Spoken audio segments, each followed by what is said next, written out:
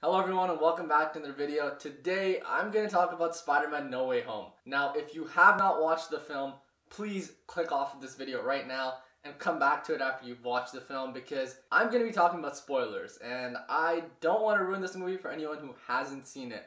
So please click off of this video. There will be spoilers. You have been warned. Okay, now before talking about anything, I just want to say that this movie was amazing. Honestly, I think this is my favorite Spider-Man movie by far, and probably my favorite Marvel movie. I'm super excited to see where Spider-Man goes from here because this was an amazing cinematic experience. Now let's get straight into kind of an analysis and my thoughts about the film. Now I'll go into detail about things that I liked, and there's also, some things I didn't like, so I'll kind of go over those and talk about it. Okay, so Tom Holland's Spider-Man movies have not been my favorite. I've liked Tobey's and Andrew's better, and there's a lot of reasons for that, but I think this movie solved all of the problems I had with it. For starters, the stakes in this movie were very high. And in Tobey's and Andrew's movies, it's usually like that, where the villains are very dangerous.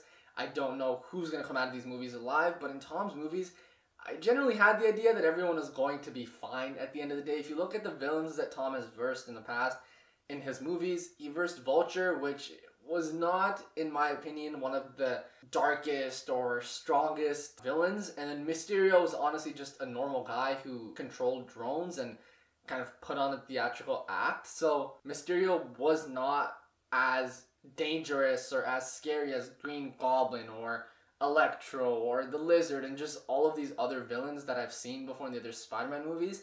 So in this movie, I think the stakes were very high. It had a very dark tone, so I didn't know who was going to come out of these movies alive. And it was great seeing Tom go up against these villains that, one, I loved seeing on screen before, but two, were very dangerous and scary villains. Another problem I had with Tom's films before is that he never really had to face true loss. Now, yes, he did face the death of Tony Stark, but that was never a consequence of his own actions. I think a big part of being Spider-Man is seeing how your actions have consequences and you hurt people that are very close to you. In Andrew's movies, for example, he loses his parents, he loses Uncle Ben, he loses Gwen Stacy's dad, he loses Gwen Stacy, he loses Dr. Connors as a mentor, Harry Osborn, he loses so many people, and it's almost always a consequence of his actions. It's something that he does that causes this loss, and that really builds his character, and you see how much effect that has on him as Peter Parker and as Spider-Man. And I don't think Tom has ever faced that true loss up until this movie. It's when Aunt May dies that he kind of snaps into reality and goes, oh my god, something I'm doing can cause this much harm to people that I love, And I really do think it was great that now Tom finally did see consequences of his actions, not just with Aunt May, but his friends not getting into MIT, his friends getting hurt, and then the danger he's putting all of his friends and everyone in. I think it was great to see that Tom is now realizing that with his power, there does come great responsibility. So I do think that this movie was great for Tom's character development. I think he started understanding how much power he truly has and what that means for the people around him and the people he loves. That being said, I think the character arcs in this movie were fantastically executed. Now, not just for Tom, but I think even a lot of the villains, their arcs were just very well done throughout the film. Norman Osborn, for example, when he turned into Goblin, it was a shock to me. I think it was very well portrayed, going from somebody that wants help and goes to Tom and Aunt May and asks to be cured, to then see him switch into Goblin and become this menace, I think was a great development in kind of his character. Seeing Electro and Sandman kind of have that conversation in the apartment where they decided that they don't really agree with Tom and some of the other villains, and they do want to stay in this universe, and maybe that's what they should do. I think it was just great that some of these villains were also getting time to have an arc, and they weren't just all there for like a final third act fight. They had true arcs throughout the movie. They had different moral values and opinions and views, and I think it was very well done to see all of these different arcs in the same film. Doc Ock, switching from wanting to hurt Peter Parker to then getting his help and then actually helping Peter Parker, I think was also a great character arc. I kind of did predict that after watching the trailer, but still, I think it was a great development. Now, Tom's development in this movie was my favorite. His arc was very well done, and I know I said that before and I'll probably say it again, but the arc that his character goes on was just really well done, and I think made his character complete in my eyes and a great Spider-Man. He went from being in a world where he hadn't really lost anyone to losing literally every single person in his life. The ending of the movie, I think, was great for his character development. He goes to MJ and Ned to kind of tell them about who he is and remind them of, you know, Spider-Man and Peter Parker. But when he sees that mark on her head, it's a physical reminder of the pain he can cause his loved ones. And, you know, he decides then that maybe MJ and Ned are safer not knowing who he is. And I think that is such a brave decision for his character. You know, Aunt May earlier in the film calls him out for him wanting to do what's best for him and not for others. When he wants to send the villains back, Aunt May says, is that best for you or for them? And that kind of clicks in Tom's head, and I think he finally got to a point where he now is making decisions that are better for everybody else and not for him, which I think is what Peter Parker stands for, and it's what Spider-Man's about. It's about putting the others first and taking that burden on himself, and I think that last scene of the movie was beautiful. Andrew's redemption arc was also great. Now, before I even talk about this, the fact that Andrew and Toby are in this movie was amazing. Seeing the theater scream and clap as soon as Andrew took off his mask, oh my goodness, I was loving it. I really wish I can go back in time and kind of relive that moment again because, wow. I had a feeling they were in the movie. Obviously, there have been so many leaks and stuff, but you never really know if they're going to be in it until you're sitting in that room and see them come on the screen. It was just amazing. I love to see Andrew Garfield play Spider-Man and Tobey Maguire play Spider-Man. Just seeing everyone together, I think is one of the best cinematic experiences, and I don't know how it's ever going to be topped. But yeah, Andrew's redemption arc was also great in this movie. Andrew got to save MJ, which is obviously the big scene, one of my favorite scenes, and you could see that pain in his face, and you could tell how much it hurt him that he couldn't do this for Gwen, but kind of that relief that he was able to do it for MJ, and I think that was just beautiful. You also see how lonely Andrew is in his world when they're talking about friends. He's the one constantly talking about loving the other Spider-Man and wanting brothers, and I hope that's hinting at a future movie with Andrew, which may be possible in the Sonyverse. They kind of set him up for it, talking about future love interests as well, so let's see how that goes. I think one of the last things in terms of character development I want to talk about is Ned. Now, Ned gets powers, which I don't know how I fully feel about that because it kind of came out of nowhere. Like, yes, they do foreshadow it in the beginning, but it kind of does come out of nowhere that Ned just has these powers. 100% sure they're going to use it in the future, but, you know, I think it was a great way to bring both the Peters back into this world, into the same room. I think that was well done. But I am curious to see how these powers go. I'm just not sure how I fully feel about how easily he was just able to develop these powers when, you know, Doctor Strange took months to kind of figure out how to even get a control of them, and Ned's already opening portals in like 30 seconds. Another thing in this movie that I think was great is the Spidey Sense. The way that they showed Tom's Spidey Sense was wow. Just the direction, the cinematography, and just how they kind of carried out the visuals with it was really, really gripping and visually amazing to see.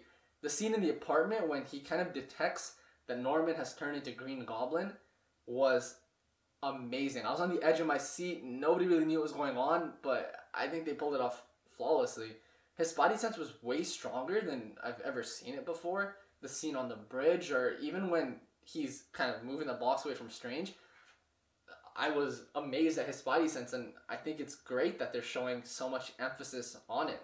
Another thing about this film that I loved is how they introduced all of these characters in the film. Like, Matt Murdock was in it for a short period of time, and never felt like a gimmick. Like, he wasn't there longer than he had to be. He wasn't introduced at a random time. He was there for a scene, and that was it. And I think it was great. They never leaned on the crutch of having to have these other characters. With all of the villains that they brought in, it never felt like any of the villains overstayed in the film at any point. None of the villains were there just to be there.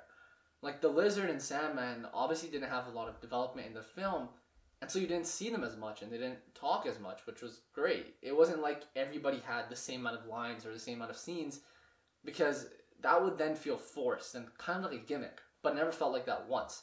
You know, they gave character arcs to certain villains, and they did that amazingly. You know, Green Goblin, Doc Ock, Electro. These characters had kind of a lot of development throughout this film. and they pulled it off. There was never a time where I felt like some of these characters were on screen for too long, or some of these characters were, just saying things because they wanted to give us that nostalgia aspect. I didn't feel that once. Even the introduction of Toby and Andrew, they came in at a great moment. They never overstayed. Their focus was still on Tom and helping Tom. So the story never became about Toby and Andrew. But they still did get to showcase kind of where those characters are currently at in their lives and how they have been. So they were able to introduce these characters but not make the movie about them, which I think was fantastically done. And I have no complaints with any of the characters they brought in and how they brought them in or how long they stayed or what they did.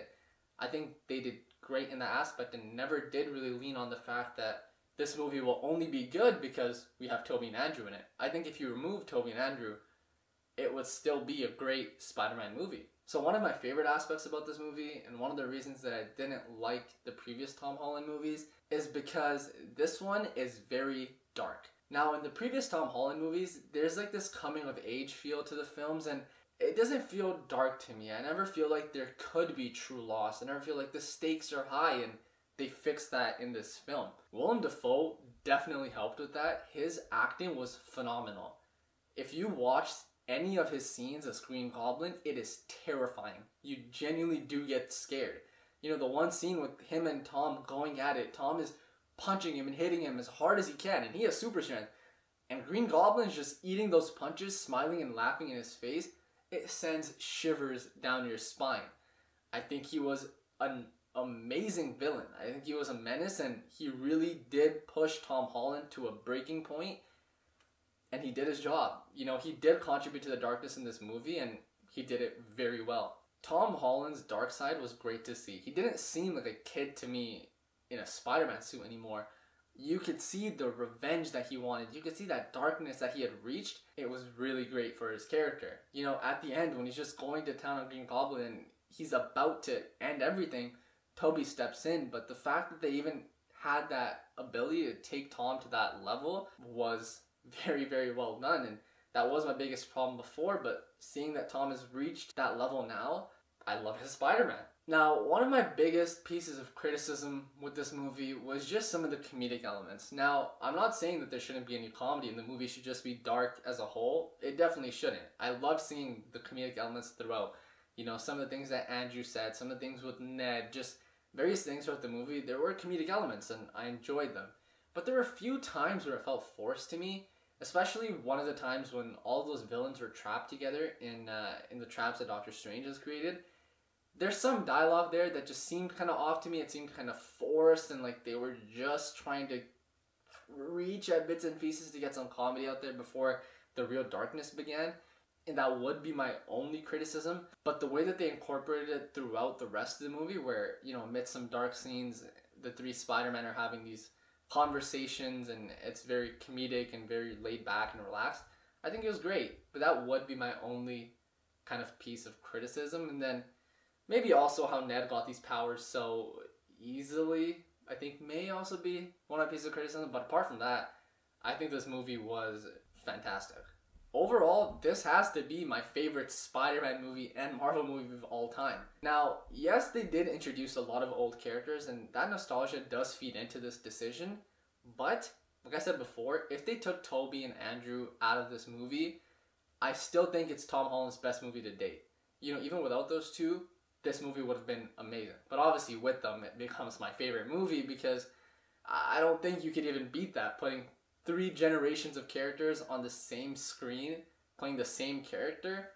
I really don't know how it's going to be beat, but just watching this in theaters, amazing experience. I loved it a lot, and I'm excited to see what the future holds for Spider-Man movies. Now, I know there are a lot of things that I probably missed and also could have elaborated on more, or other things I could have said, but after watching it once, I just wanted to put some of my main thoughts out there and see if others agree or what others think. So with that being said, thank you so much for watching. Please leave a like and comment down below what you thought about this movie and if you agreed or disagreed with some of the things that I said.